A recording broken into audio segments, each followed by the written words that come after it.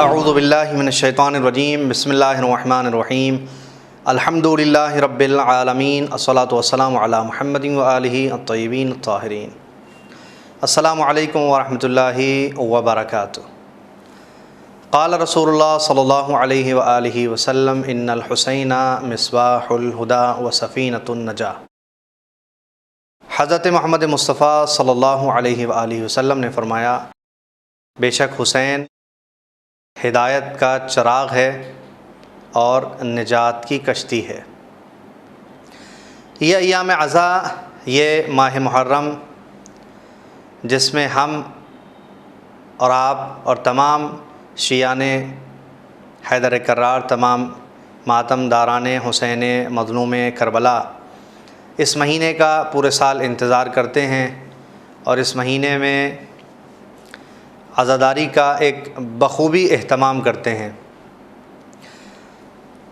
حضرت امام حسین علیہ السلام کے حوالے سے آپ کے نانا جان حضرت محمد مصطفیٰ صلی اللہ علیہ وآلہ وسلم نے یہ جو حدیث ارشاد فرمائی، جس کو میں نے سرنامہ سخن قرار دیا، اس میں آپ نے فرمایا کہ حسین ہدایت کا چراغ ہے، اس لیے کہ یہی وہ چراغ ہے جو دوسروں کو روشنی بخشتا ہے۔ امام حسین علیہ السلام کی یاد،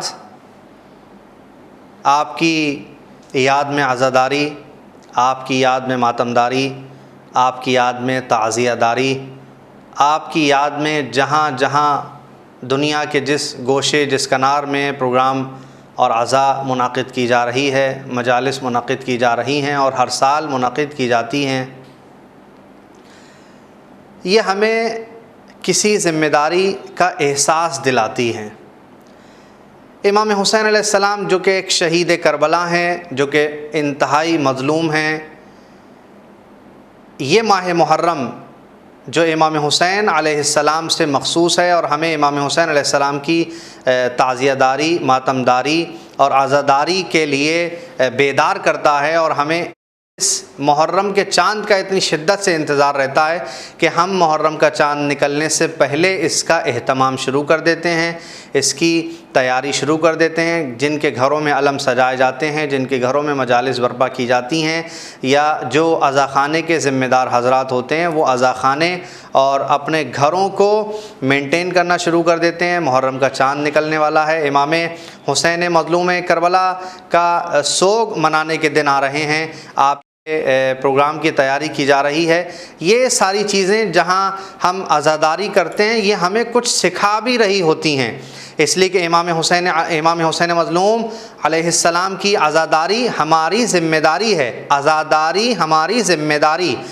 آپ دیکھیں امام حسین علیہ السلام نے کربلا کے میدان میں جو کارنامہ انجام دیا، امام حسین علیہ السلام نے کربلا کے میدان میں جو شہادت پیش کی ہے، اس شہادت کا بے شک یہ مطلب نہیں ہے کہ امام حسین علیہ السلام نے خود کو سراپا اپنے آپ کو کربلا کے میدان میں شہید کر دیا، لیکن اب یہ جو شہادت امام حسین علیہ السلام کو ملی ہے، جس کا غم اس محرم میں ہم منا رہے ہیں، بہت احتیاط سے جملہ کہوں گا کہ بے شک اس کا یہ مطلب نہیں ہے کہ امام حسین علیہ السلام کی عزاداری میں ہم اپنے آپ کو کھو دیں، بے ہوش کر لیں، مدہوش ہو جائیں، بے شک اس کا مطلب یہ نہیں ہے۔ امام حسین علیہ السلام نے جو قربانی کربلا کے میدان میں دی ہے، وہ ہمیں ہوش میں آنے کے لیے دی ہے، وہ اس لیے دی ہے تاکہ ہم اپنے آپ کو ہوش میں لائیں، تاکہ ہم اپنے آپ کو بیدار کریں۔ بھائی کربلا جو ایک بہترین سانحہ ہے، وہ قصہ ماضی نہیں ہے، داستان پاسٹ نہیں ہے کہ کسی زمانے میں ایسا ہوا تھا بس ختم گزر گیا، ہرگز نہیں ہے ایسا۔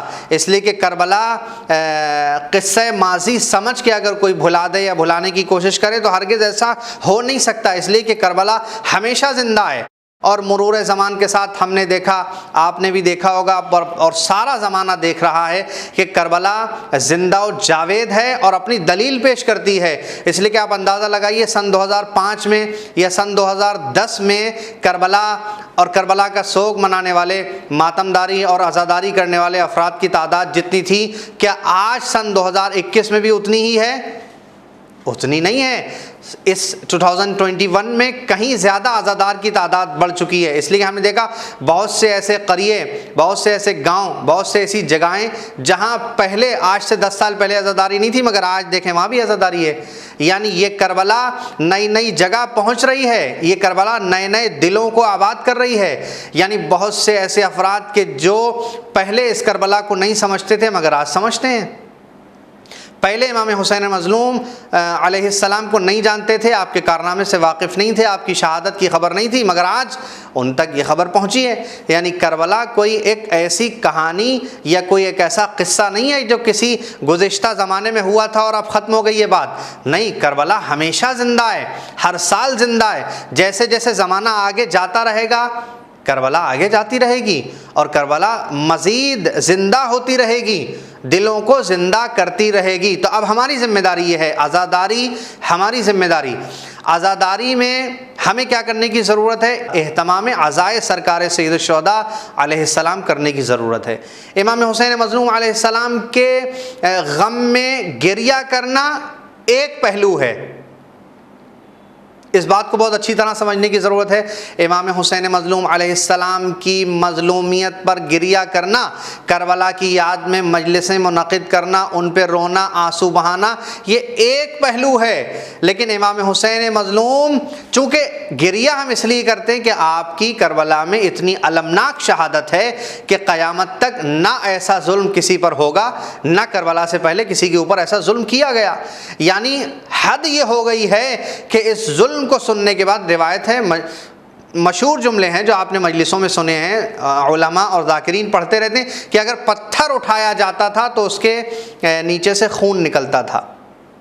یعنی اس درجہ خطرناک ہے وہ منظر اور ایسی المناک اور قیامت خیز ہے آپ کی وہ کربلا کی شہادت جو کہ بہت ہی غمگین ہے. اس لیے ہم گریہ کرتے ہیں اور گریہ کرتے رہیں گے جب تک ہماری سانسیں چل رہی ہیں، ہمارے جسم کے اندر جان ہے، جسم کے اندر روح ہے. ہم عزاداری امام حسین علیہ السلام منائیں گے اور گریہ کریں گے، اس سے بالکل انکار نہیں ہے. لیکن میں آپ حضرات کی خدمت میں یہ عرض کر رہا ہوں کہ عزائے سرکار سید الشہداء منانا، امام حسین علیہ السلام اور کربلا کی یاد منانا، اس میں گریہ کرنا، یہ ایک پہلو ہے. یعنی کربلا نے جو چیزیں ہمیں دی ہیں ان میں سے ایک گریہ ہے. لیکن آپ دیکھیں کہ کربلا ہمیں ایمانداری کا درس دیتی ہے، کربلا ہمیں وفاداری کا درس دیتی ہے، کربلا ہمیں شجاعت کا درس دیتی ہے، کربلا ہمیں امانت داری کا درس دیتی ہے. ساری چیزیں ہیں. اس لیے کہ یہ شجاعت جو آج ہم دیکھ رہے ہیں یہ کربلا نے ہمیں دی ہے. خدا کی قسم اگر کربلا کا غم ہمارے سامنے نہ ہو، ہمارے گھر سے اگر کسی کا جنازہ نکلتا ہے، ہمارے کسی عزیز کا انتقال ہو جاتا ہے تو ہم اتنا روئیں کہ بے ہوش ہو جائیں. ہمیں سہارا ملتا ہے تو کربلا کے غم سے سہارا ملتا ہے. ہمیں تھوڑا سا صبر نصیب ہوتا ہے تو ہمیں کربلا کے غم سے صبر ملتا ہے. یہ جو آپ دیکھتے ہیں کہ اپنے کسی مرحوم کے انتقال پر آپ 10واں کر رہے ہیں، 20واں کر رہے ہیں، 40واں کر رہے ہیں، یہ شریعت میں کہیں بھی نہیں ہے. یعنی آپ دیکھیں فقہ کے اندر آپ کو کہیں نہیں ملے گا کہ آپ کے گھر سے کوئی گزر گیا تو 10واں کرنا آپ کے اوپر واجب ہے، 20واں کرنا آپ کے اوپر واجب ہے، 40واں کرنا آپ کے اوپر واجب ہے. آپ مجالس منعقد کر کے لوگوں کو بلائیے کھانا نہیں. یہ سب جو چیزیں آج ہم کر رہے ہیں بہترین، اس کو ہمارے علماء، ہمارے بزرگان نے یہ جو سیرت قائم کی ہے یہ بہترین سیرت ہے، بہت عمدہ طریقہ ہے. اب ہوتا کیا ہے، ہمارے یہاں کسی کا انتقال ہوا، بس اس کے سوئم کی یہاں بعض علاقوں میں ہندوستان میں دیکھتا ہوں کہ اس کو زیارت کی مجلس بھی کہا جاتا ہے. یہ جو مجلس ہم منعقد کرتے ہیں سرکار سید الشہداء علیہ السلام پر گریہ کرتے ہیں، اہل بیت اطہار علیہم السلام کے فضائل و مناقب کا ذکر کرتے ہیں اور ان کے مصائب کا ذکر کرتے ہیں، ان پہ گریہ کرتے ہیں، ان پہ آنسو بہاتے ہیں، یہ ہمیں سکون بخشتا ہے. ورنہ آپ دیکھیے 10واں، یہ 20واں، یہ 40واں ہمارے اوپر واجب نہیں ہے. یہ شریعت نے ہمارے اوپر فرض قرار نہیں دیا کہ آپ کو یہ کرنا ہے. لیکن ہم اس لیے کرتے ہیں کہ ہمیں اہل بیت اطہار علیہم السلام کے فضائل بیان کرنے، ان کے مصائب بیان کرنے اور اس پہ آنسو بہانے، گریہ کرنے سے سکون میسر ہوتا ہے. اس لیے کہ سرکار سید الشہداء علیہ السلام کی مجلس جب آپ برپا کرتے ہیں کہ قلبی سکون اور اطمینان ہوتا ہے. کیوں نہ ہو اطمینان؟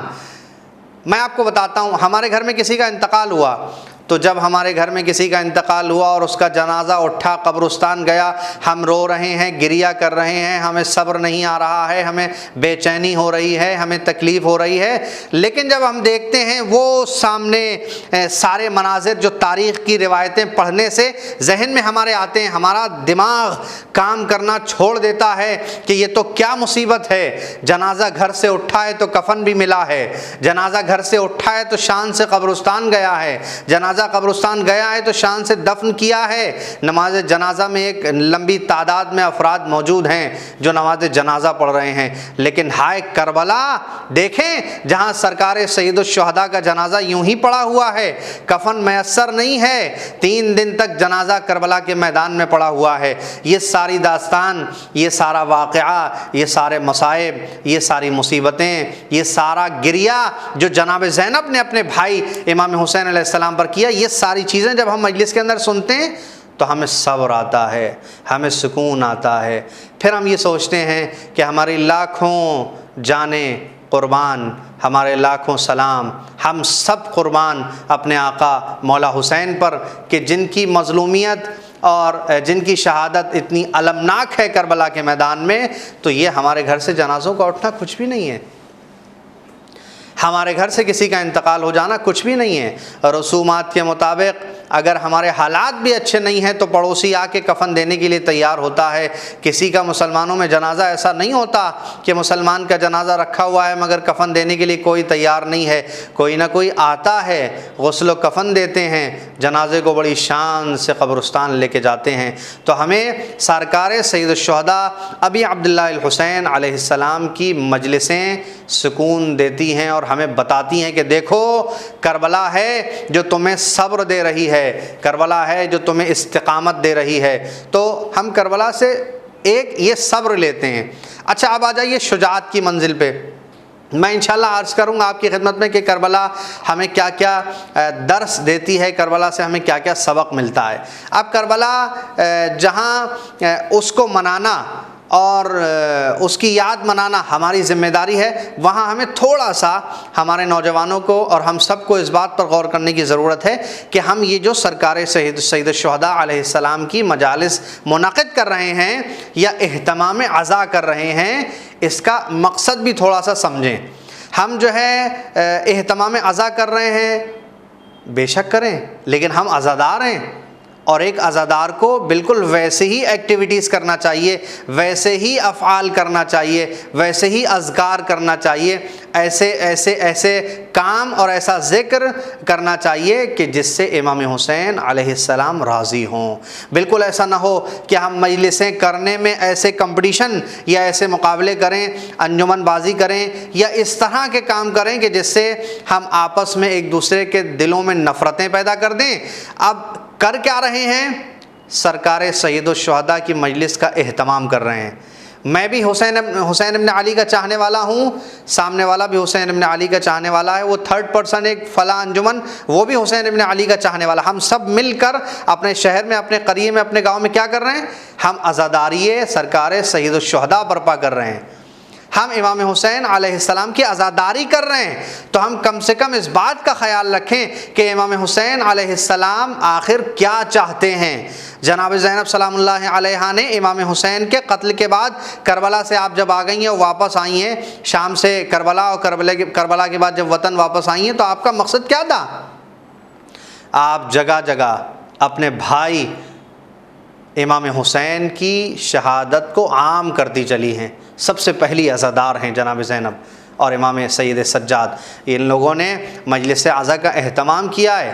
تو آج ان کی سنت پر عمل کرتے ہوئے ہم مجلسوں کا اہتمام کرتے ہیں، تو ذرا سا مقصد بھی ذہن میں رکھیں، ہم کوئی رسم نہیں کر رہے ہیں، ہم کوئی محرم کی عزاداری کا اہتمام کر کے کوئی تہوار نہیں منا رہے ہیں، ہم امام حسین علیہ السلام کے مشن کو آگے بڑھا رہے ہیں۔ جیسا کہ آپ کی خدمت میں عرض کیا کہ یہ کربلا ہے، اسے ہمیں آگے بڑھانا ہے۔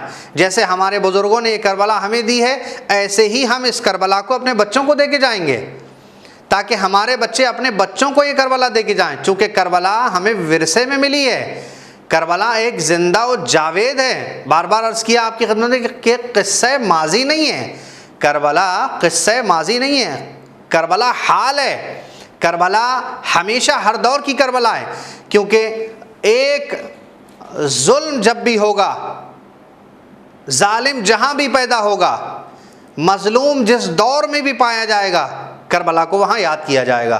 اس لیے کہ کربلا نے ظالم کے چہرے سے ایک ایسا نقاب ہٹایا ہے، نقاب ایک اس طرح الٹا ہے امام حسین علیہ السلام نے کہ زمانے بھر میں انسان ظالم کو پہچان لے اور رہتی دنیا تک یہ مثال قائم ہو جائے، تو کربلا ختم ہونے والی تو ہے نہیں۔ امام حسین علیہ السلام نے حج کو عمرے سے بدلا، جلدی کی، عراق کی طرف گئے۔ کیوں گئے؟ اس لیے کہ مدینے میں حال اتنے خراب ہیں کہ حضرت امیر المومنین علیہ السلام جب کوفے میں آ کے رہنے لگتے ہیں، وہ علی کہ جس نے قدم بقدم پیغمبر اسلام کے ساتھ رہ کر جو ہے وہ اسلام کو پروان چڑھایا ہے اور ہمیشہ مدد کی ہے، آپ کی شان مبارک میں اس مختصر سے وقت میں یہ کہنا کہ امیر المومنین علیہ السلام نے اسلام کے لیے کیا کیا کام کیے ہیں، کتنی خدمات انجام دی ہیں، اس کو سمیٹنا بڑا مشکل ہے۔ خلاصہ یہ کہ امیر المومنین علیہ السلام جیسی شخصیت جو قدم بقدم پیغمبر اسلام کے ساتھ رہے اور آپ کے فضائل میں شریک ہیں، آپ کے ساتھ ہر کام میں شریک ہیں، تو امیر المومنین علیہ السلام کے قتل کے بعد لوگ یہ کہتے نظر آتے ہیں کہ علی مسجد میں کیا کرنے گئے تھے۔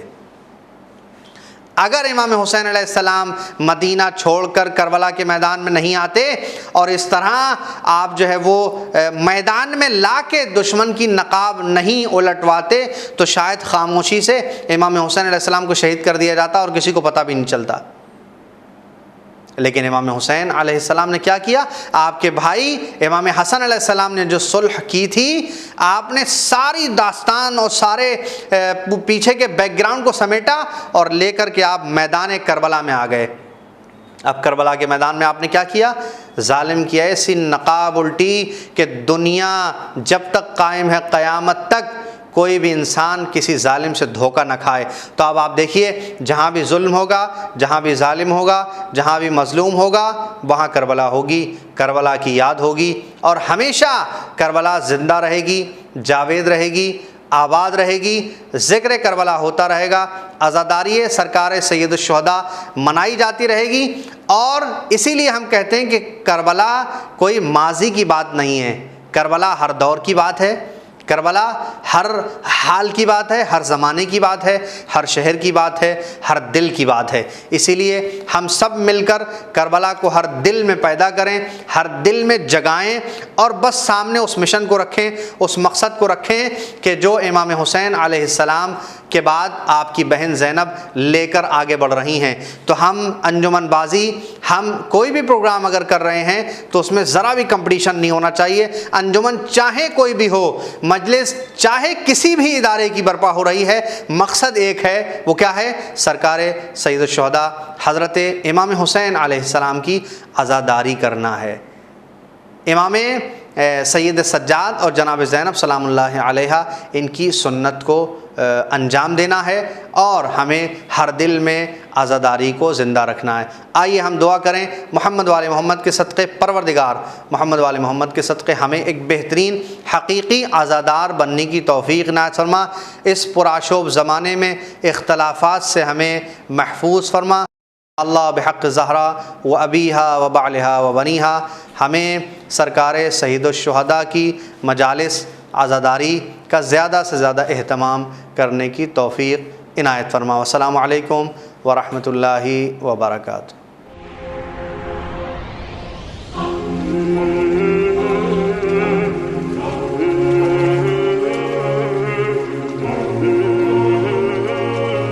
یا حسین